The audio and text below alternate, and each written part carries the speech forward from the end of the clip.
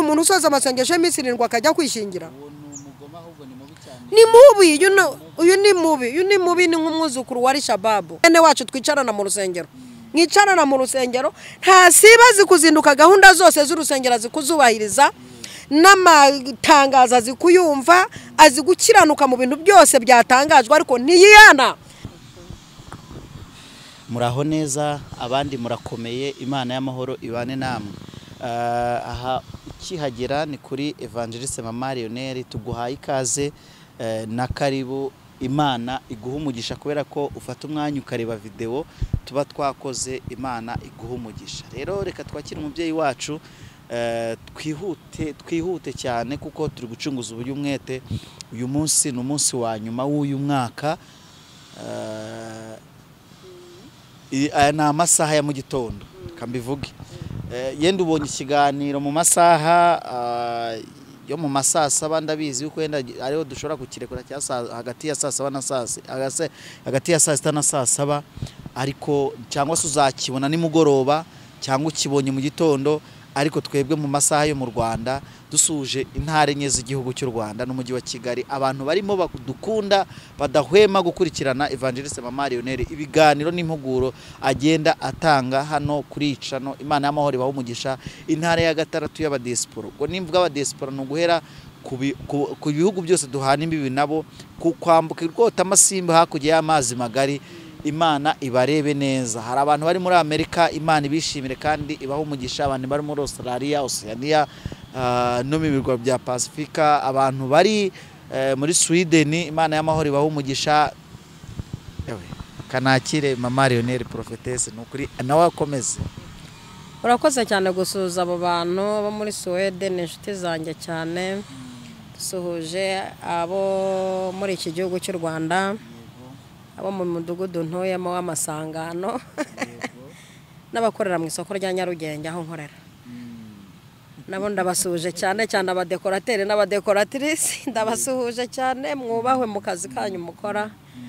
Imana ibaho umugisha. Dushuje abantu bafite akazi ka buri kwezi n'abikorera ndetse n'abashomeri nabo n'abashomeri kandi tubifuriza ko umwaka utaha nabo batangira guhembwa buri tariki. Imana ibaho umugisha mwinshi cyane kandi mbifurije gusoza umwaka neza no gutangira undi. Abantu bose inshuti zanjye umwaka tugiye gutangira uzababera umwaka w'amata n'ubuki, umwaka wo guhirwa. Abahinzi bazeze Imana izabagushiriza imvura irimo ifumbire. Abacuruzi bazunguka kurusha uko bungutse. Abapilote bazarindwe kuruta uko barinzwe. Abashoferi bazatera imbere. Burinzi bw'Uwiteka buzababaho cyane. Abantu batuye mu cyaro nabo Uwiteka azabagure abagira bakire bo mu cyaro. Birashoboka yatakujyanye mu mujyi ariko bazaba bakire bo mu cyaro. Mwaka utaha abanyeshuri nabo bifurije kuzatsinda bazige babyumva. Narimo naza n'isomo agire ngo nimwe mwariteguye. Nabo tubifurije umwaka utaha kuba abanyabwenge bwinshi cyane. Kandi umwaka utaha turifuza ko abasinzi bazihana abanywara umogi bakabireka. Umwaka utaha ukaba kunezeza Imana kuri buri muntu wese. Imana ibaho umugisha. Ndumva ari amagambo yarandi ku mutima cyane yo kubwira umwaka abantu ngo bazagira umwaka kandi umwaka utaha uzaba umwaka wo kugira imbabazi nyinshi cyane. Ku muntu wese wahuye n'ibibazo bimukomeretsa wahuye n'umuntu umukomeretsa umwaka utaha uzaba umwaka w'imbabazi nyinshi kuri wowe. Zakugwiriza inshuti z'umumaro. Umwaka utaha ubukererwe wagize Uwiteka azashyiremo indishyi z'akababaro. Azaguha umuvuduko mwinshi cyane mu iterambere. Aguha umuvuduko mwinshi cyane mu gukorera Imana. Umuvuduko mwinshi mu kuyubaha. Ndumva ari byo nakwaturaho umwaka utaha. Kandi umuntu wese urwaye indwara isigare muri uyu mwaka umwaka utaha uzaba ubuzima. Umuntu wari umaze igihe kinini atabyara umwaka utaha uba wo gutwita. Icyo ukunda uzaba ari cyo utwita. Nimba ukunda umukobwa uzamutwite, nimba ukunda umuhungu. Umwaka utaha umuntu wese wagiraga ibibazo by'indwara ziri chronique, hari indwara zo mu miryango za hereditere. Mwaka utaha uzaba umwaka wo kugira ubuzima, n'umudogiteri wagukurikiranaga atungurwe no kubona utakiza. Ndumva ari icyo nakwatura cyane ku bantu badukurikirana, inshuti zanjye cyane.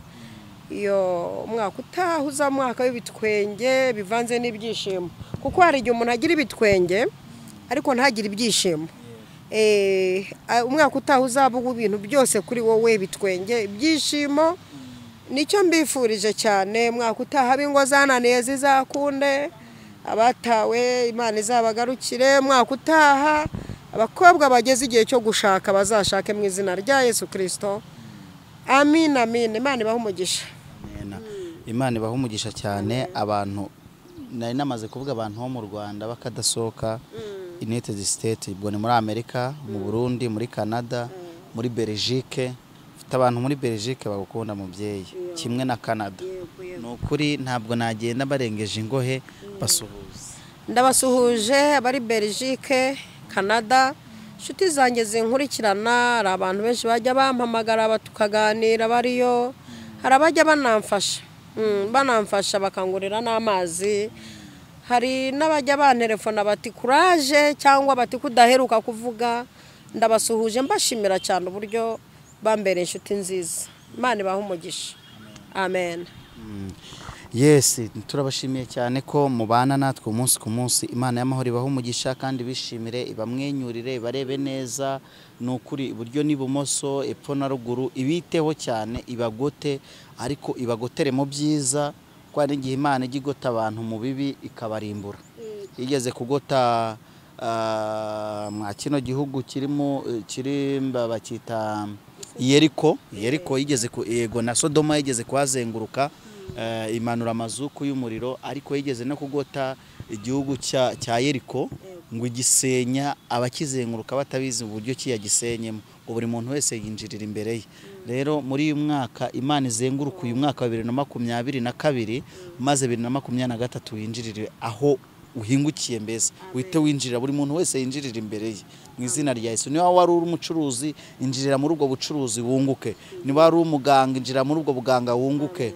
Niba wari uzengurutswe no kutabyara, injirira muri ubwo kutabyara maze ubone umwana mu izina rya Yesu. Senga mubyeyi. Turagushimiye Mana nyiribihe, waremye ijuru n'isi, we waduhanze, wowe udutunze Nyagasani.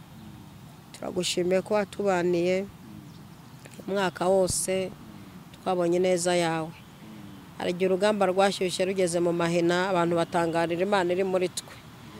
Waratubaniye igihe abarozi bari babuteguye ubuhindura ubusa, n'abagerageje kuburya wabuhinduye vitamine C. Twabonye neza yawe ku manywa, tuyibona n'injoro. Iyo wagiye unyura no mu bantu batabitekerezaga bashiduka batugiriye neza. Waratubaniye umwaka tusohotsemo tutaburaye tutabwiriwe. Iyo warabanye natwe uturindisha ukuboko kwawe kw'iburyo. Izina ryawe rihabwe icyubahiro. Uyu mwanya tugiye kuganiriza ubwoko bwawe, turasabye ngo ubwiza bwawe bugote umuntu wese udukurikiranye. Amarembo y'ijuru akinguke kubwe, cyagusaba ukimuhe, kandi gukora kwawe gukorere mu buzima bwe no mu rugo rwe. Tubisenze dushima mu izina rya Data wa twese, Umwana n'Umwuka Wera. Amen, amen. Imana y'amahoro ibahe umugisha. Tubahaye ikaze na karibu mu byo mwateguriye ubwoko bw'Imana.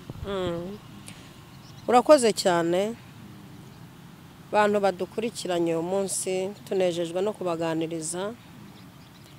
Dufite amagambo y'Imana niyo aturanga. Agiye niyo andanga, nkunda gusoma Bibiliya. Mu byo ngerageza kumenya, sindi umuhanga cyane, ariko mu byo ngerageza kumenya mba numva nasoma Bibiliya. Ni nabwo buhanuzi butavangiye. Mariko igice cya mbere, ubutumwa bwiza bwa Yesu Kristo ko bwanditswe na Mariko igice cya mbere,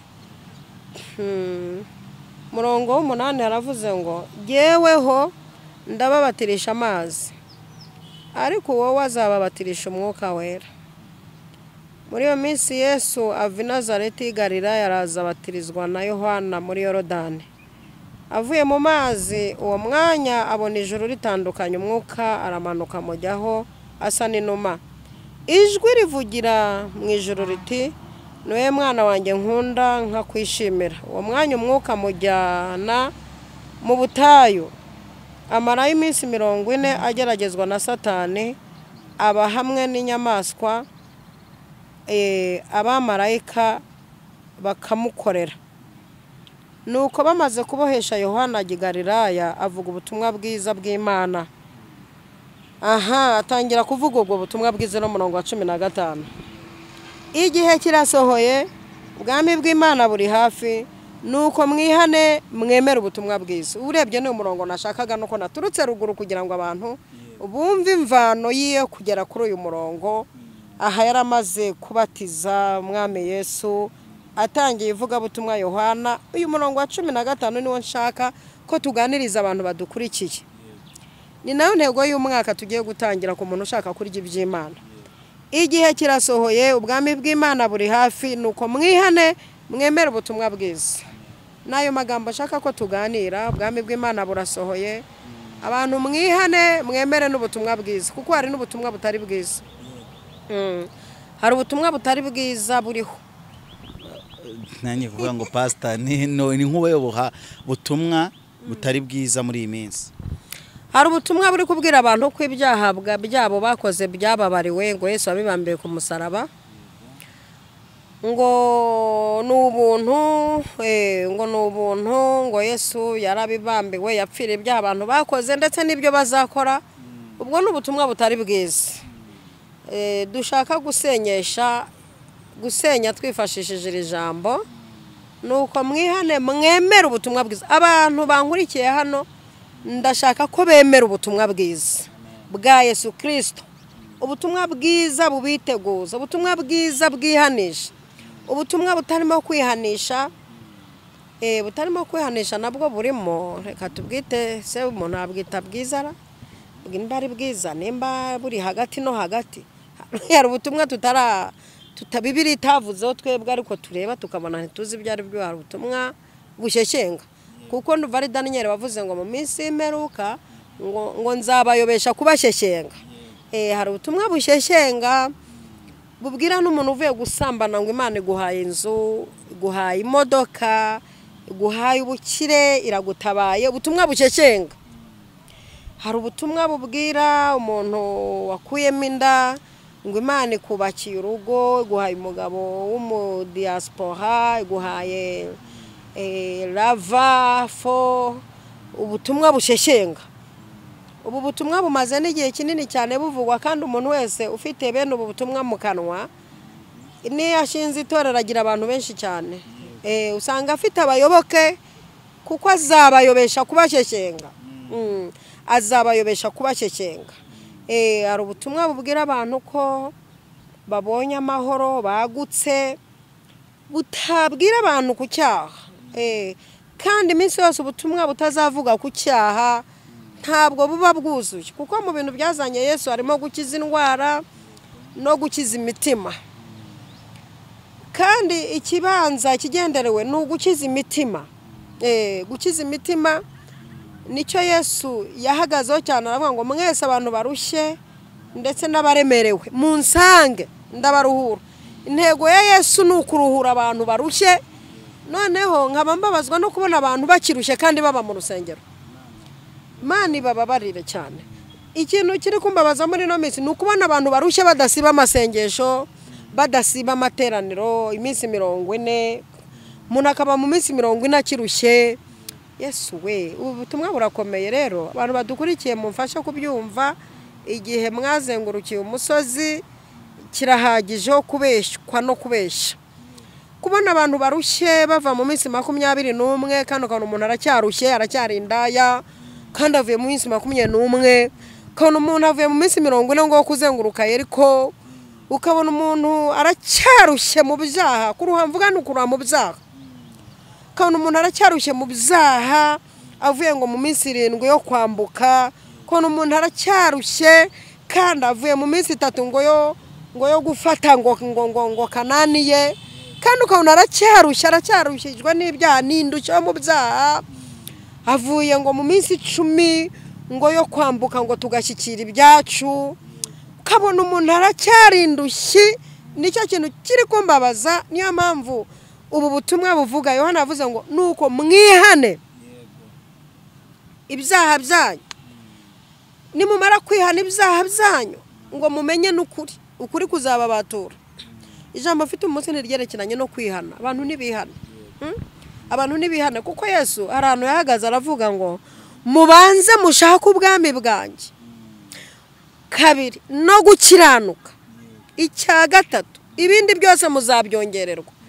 Naho utakwirwa ujya gusenga ubisaba, ujya muri iyo minsi 40 yo kwambuka, ijya mu minsi 10 ngo kuzunguruka Yorodani, ngo gucakira, ngo ni minsi yo gucakira, naho utakwirirwa ukora iyo minsi, ariko ugakora icyo Yesu yavuze. Mubanze mushaka ubwami bw'Imana no gukiranuka, ibyo bintu ni mubishyikira, ibindi muzabyongererwa, ntimuzamenye ukuntu bije. Niyo ntego ya Yesu, kandi ni nawo murongo mfite kuri uyu munsi no murongo mfite. Igihe kirasohoye, ubwami bw'Imana buri hafi.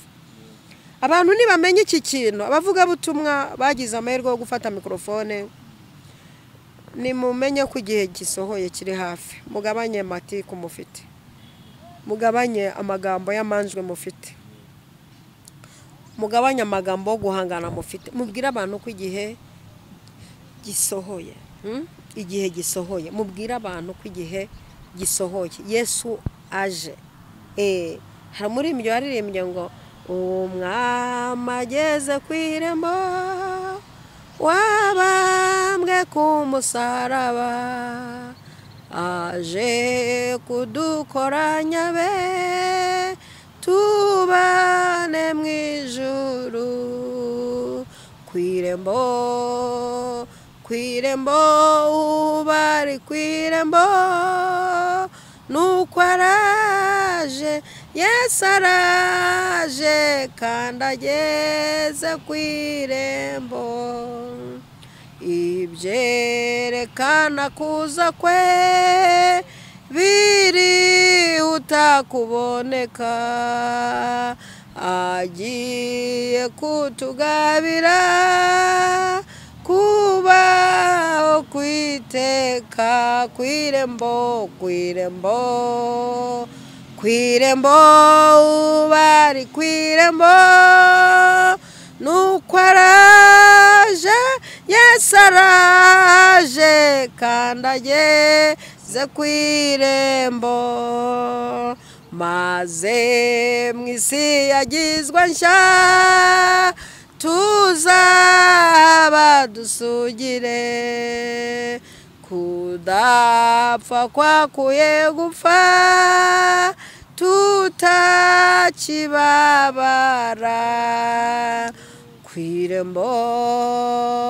Kwirembo ubari kwirembo, nuko araje, Yesu araje we kandi ageze kwirembo. Iyo ndirimbo sinzi ukuntu yarije, ariko birajyanye. Birajyanye pe. Igihe kirasohoye, ubwami bw'Imana buri hafi. Icyampa abantu badukurikiye, icyampa abantu bafite umwanya wo kuvuga, bakabwira abantu ko ubwami bw'Imana buri hafi. Abantu bakitegura umugeni, umukwaraje aje gutwara umugeni, ageze ku irembo. Ibyerekana kuza kwe birihuta gusohora. Indwara z'ibyorezo, impuha z'intambara, abiyita Kristo ngo araje ageze hirya aha. Ibyo ni ibintu twagiye dusoma tubwirwa, ibyo byose byarasohoye. Ikintu gisigaye nuko tubwira abantu ngo bihane, ariko jewe abantu nshaka cyane ni abantu baba mu nsengero batihana. Aba bantu baba mu nsengero batihanye, aba bantu ndumva arimo nshaka kubwira, kuko abangaba na Yesu yabavuzeho ko ari intaza. Izi ntaza ziba mu rusengero zituma abantu bashakaga kwihana bataza, bakavuga ngo kwihana nka runaka nabireka, baza bakanyerera bakagwa, ngo ni intaza. Intaza ubundi badusobanuriye ko ari ikibuye kiba mu mazi, kiba kiriho urubobi, kandi ngo urwo rubobi ntirugaragara. Umenya ko ruriho ari uko ugikandagiyeho, cyangwa ugikozeho. urumva iyo ugikandagiye uranyerera ukagwa ukaba wagikubitaho n'umutwe. Hari abantu baba mu rusengero batihana batuma abandi bantu babanyerero bagakubita umutwe. Nituvuga ngo Yesu araje abantu nibihane, reka duhere ku bantu baba mu nsengero, abantu barepeta batihana. Aba nibo babubundi, nibo bagome, nibo bapagani babi. Igihe kirasohoye. Reka tubwire aba bantu bazi gusenga amasengesho y'iminsi 5 kandi batihana. Wari wabona umuntu usoza amasengesho y'iminsi 7 akajya kwishingira? Ni mubi, uyu ni mubi ni nk'umwuzukuru wa Shababu. Aba bantu ni babi. Umuntu uzi kubwiriza agafata mikrofone aba mu rusengero akabwiriza kandi ukumva ni ntyoza mu kuvuga ariko atihana. Reka duhere kuri aba ngabo ubundi. Reka duhere kuri aba ngaba. N'umunyarwanda aravuze ngo ijya kurishihera ku rugo. Bene wacu twicarana mu rusengero. Mwicarana mu rusengero nta sibazi kuzinduka gahunda zose z'urusengero zikuzubahiriza n'amatangaza zikuyumva azigukiranuka mu bintu byose byatangajwe ariko ntiyihana. Kandi biravuze ngo nuko mwihane kuko ubwami bw'Imana buri hafi. Mani bababarire cyane. Ndumva ndi mu mwuka w'ifuhe. Hari amagambo tujya tuvuga inshuro nyinshi bigatuma hari n'abafite izo nsengero ntibadutumire. Hari umuntu wigeze kuntumira mu rusengero rw'embwiriza amagambo yo kwihana, ntiyongeye kuntumira. Yahise abwira n'uwantumeye avuga turi mudamu yazangumurira abantu ntazagaruke hano. Yazangumurira abantu afite ibintu bikakaye, afite ibintu by'idini rye kandi si iby'idini byanjye ahubwo ni ibya Yesu. Ati ibintu afite birakakaye, ati umuntu uza kuvuga ibintu bikakaye hano ntazagaruke. Kubera iki? Kubera ko mu minsi y'imperuka azabayobesha kubasheshenga. Abantu bakeneye kumva ngo n'amatwi abazaba nabarya, bakeneye kumva bababwira bigwiriza indamu zabo, bigwiriza n'abigisha bahuye n'irari ryabo.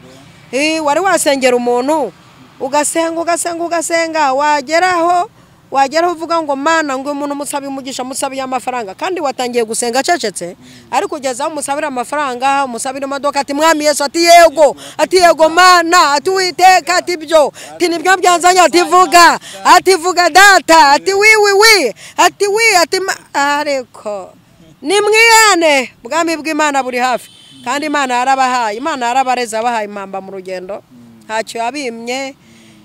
Iyi Mana turayishimira nta kitaduhaye, yaduhaye uburyo bwose yaratubaniye ariko ndifuza ko abantu bihana.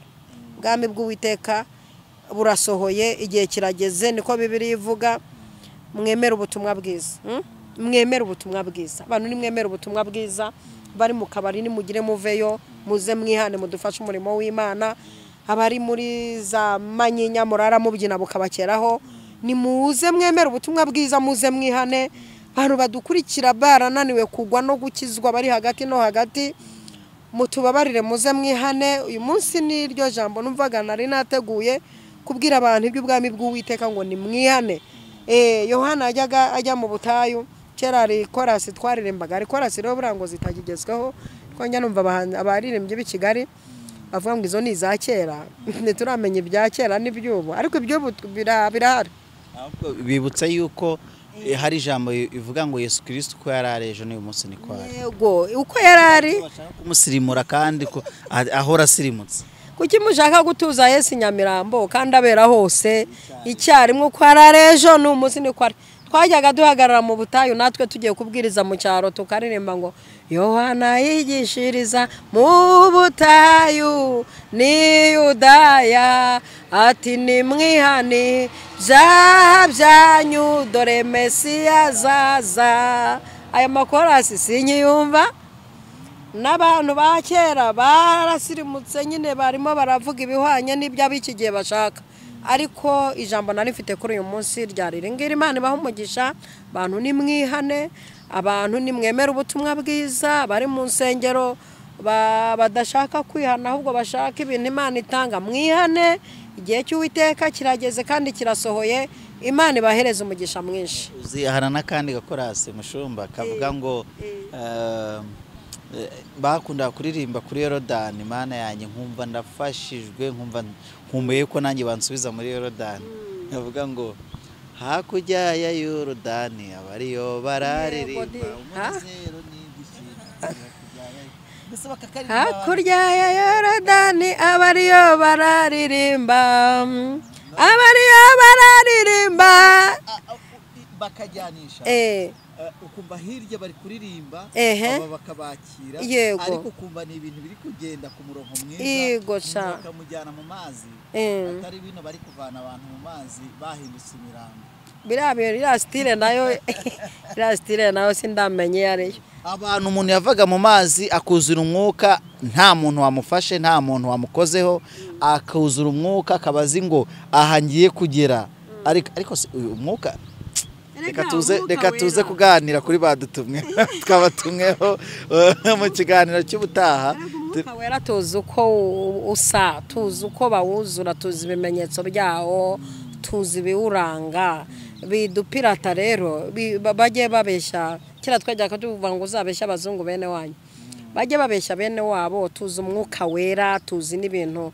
bisa n'umwuka wera hari bisa n'umwuka wera hari ukuntu umuntu avuga ngo rikaya amashekara bababa ishara bababa birembe bya bintu ishara bababa sindimi zimwe wajya mu rusengero rumwe kumva ngo shara bababa wajya mu rundi nawe kumva ni ishara bababa shara bababa reka nimuhindure mwaka utaha namwe muhindure mureke ibintu bya shara bababa namwe tubifurije kwihaniza ndimi mwihaniza ndimi bafite indimi ngo umwana iyo ashaka iyo atangiye kuvuga yego atangira muri baba ariko se uyu mwana udakura uyu mwana uvuga baba azabikirage umwana uzavuga avuga data ni abazabikirage kandi koko ariko nibavuga ikirage navuga ubumuga bwo kutavuga ariko umwana uvuga baba abazagira ubumuga bwo kutavuga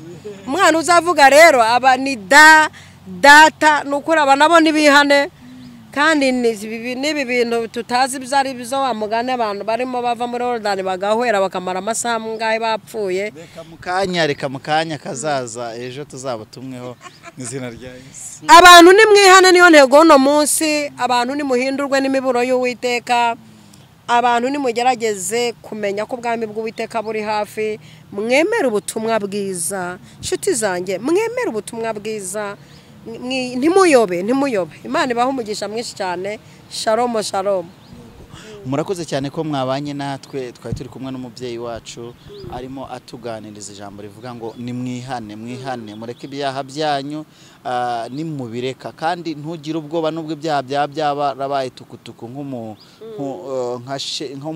nk'inuza byatukura tukutuku ndabihindura umweru bise na sheregi ibyaha bitukura tukutuku buriya hari igihe nabyo tuzabivugaho ubundi ibyaha bitukura tuku ongeraho tukutuku ni ibyaha bikozwe n'umuntu uzwi cyane ko ari umurokore wa danje ubu ngubu hari icyaha nakora kigahita kimenyekana bakaza kugikina hano kuri YouTube baba barimo bagitukuza tukutuku ariko igikozwe n'umuntu wibereye mu cyaro usanzwe ari umunyabyaha kiratukura ariko ntihajyaho tukutuku ako kaba ari akantu k'ubwenge tunyujijemo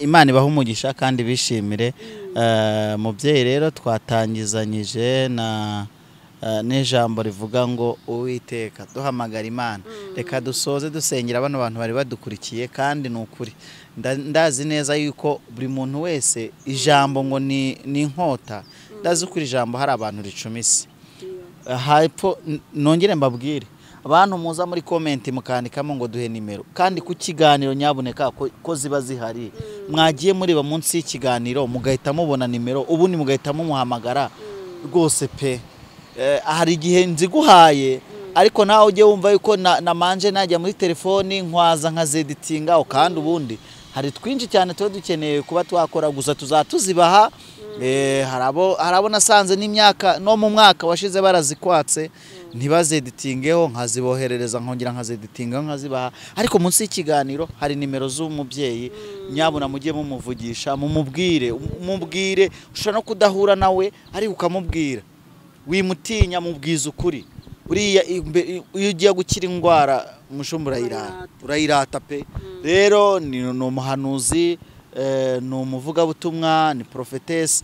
Nyabuna mumubwire nimva yo guhambamo ibyaha, kandi akabatambira igitambo cy'ishimwe. Imana y'amahoro ibaho umugisha. Ni ukuri Imana ibaho umugisha mwinshi cyane.